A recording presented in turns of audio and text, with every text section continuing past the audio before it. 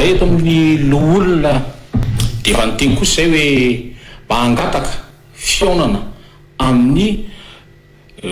sasasasany vitsivitsy amin'ny membre ny gouvernement mba anasafa bebe koa ny voalohany indrindra zany aiza ho aiza marina mipetraka ity valana retana covid-19 ty amin'izao fotoana izao.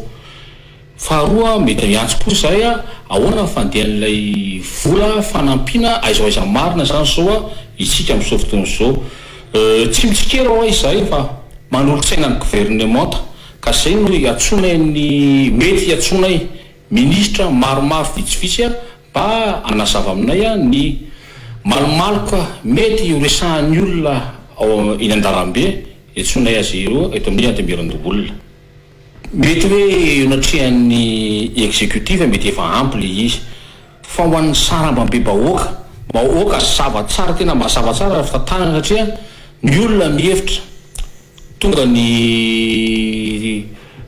fanampiana tosika varomory isan-karazany raha fahafantaranay andreny dia vola avy any amin'ny mpamatsy volantsika daholo banque mondiale FMI ireny fa ny filohan'ny république ny gouvernement no mitatana azy ka oka azava tsara ma ho azavainy ahoana marina ny fandehan'le zavatra ireny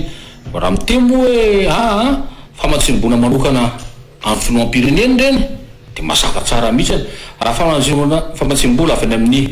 mpamatsy vola mahazaza antsika ireny dia mahazavaina